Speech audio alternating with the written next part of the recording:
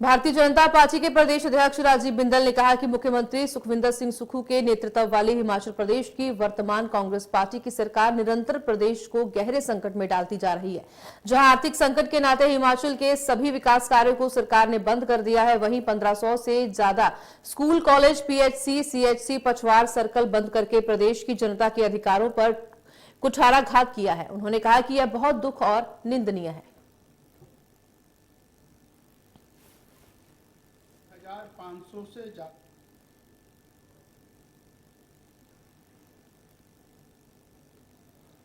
हिमाचल प्रदेश की वर्तमान सरकार कांग्रेस पार्टी की सरकार जो श्री सुखविंदर सिंह सुक्खू जी के नेतृत्व में चल रही है, निरंतर हिमाचल प्रदेश को गहरे संकट में डालती जा रही है। जहां आर्थिक संकट के नाते हिमाचल प्रदेश के समस्त विकास कार्यों को वर्तमान सरकार ने बंद कर दिया है, वहीं 1500 से ज्यादा school, college, primary health centre, कुछ ऑफिसेज इत्यादि बंद करके हिमाचल प्रदेश की जनता के अधिकारों पर कुठाराघात किया है।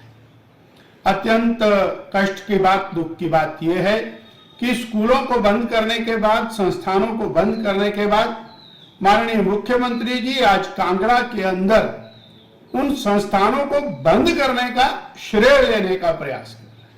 वो संस्थान जहां पर अध्यापक बच्चों को पढ़ा रहे थे, जहां चिकित्सक रोगियों का इलाज कर रहे थे, जहां ऑफिसर्स इलाके में विकास कार्यों को अंजाम दे रहे थे, उनको बंद करके और आप जस्टिफाई करने का जो प्रयास कर रहे हैं, यह सर्वथा निंदनीय है।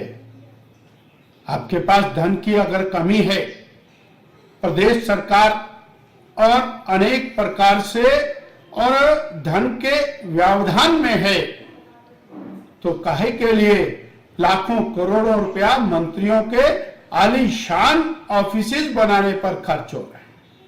यदि प्रदेश के पास विकास कार्यों के लिए, संस्थानों के लिए धन नहीं है, तो चीफ पार्लियामेंट्री सेक्रेटरीज को 2 साल तक अनाधिकृत रूप से क्यों लगाकर रखा?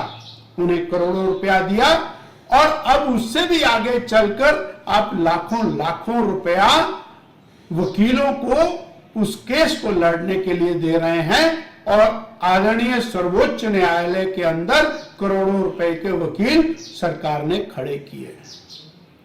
यदि धन की व्यवस्था की तंगी है, तो ऐसे में बड़ी मात्रा में ओएसडीज और सलाहकार कैबिनेट रैंक के तौर पर लगाकर प्रदेश के धन का अपव्यय क्यों किया जा रहा है? हिमाचल की जनता जानना चाहती है कि आप और जनता को बरगलाने के लिए शोषा छोड़ते हैं। आपने और एक शोषा छोड़ा, सब्सिडी छोड़िए। 2 महीना हो गया, जनता को उसी के अंदर बरकला करके रखा है।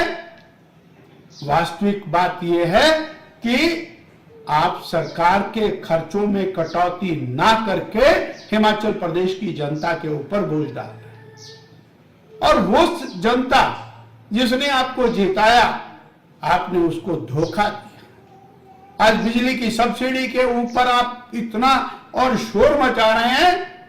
वो जनता 300 यूनिट फ्री बिजली जिसका नारा लगा करके आप सत्ता में आए थे, उसकी इंतजार कर रही है और आप सब्सिडी छोड़ने के नाम के ऊपर राजनीति चमकाने के अंदर लगे हुए हैं। यही स्थिति बेरोजगारों के साथ है। आपके मंत्री आजकल जोर जोर से बोल रहे हैं हमने 30,000 नौकरियां दे दी, 30,000। अरे आपके बयान है मुख्यमंत्री जी कि हम पहली कैबिनेट में 1 लाख सरकारी नौकरियां देंगे पहली कैबिनेट में और 5 लाख रोजगार देंगे। 2 साल के बाद ये घोषणा कर रहे हैं 30,000 दे दी और हम तो कह रहे हैं 300 भी नहीं दिया, आप 30,000 की बात कर रहे हैं। इस प्रकार केवल और प्रवास करने से, केवल और नए शोषण छोड़ने से हिमाचल प्रदेश का कल्याण होने वाला नहीं है, हिमाचल प्रदेश की जनता का कल्याण होने वाला नहीं है। और इसके ऊपर 2.25 साल के बाद आप केवल और केवल भारतीय जनता पार्टी को गाली देने के प्रति और अपनी पूरी ताकत लगाते, पूरी ताकत।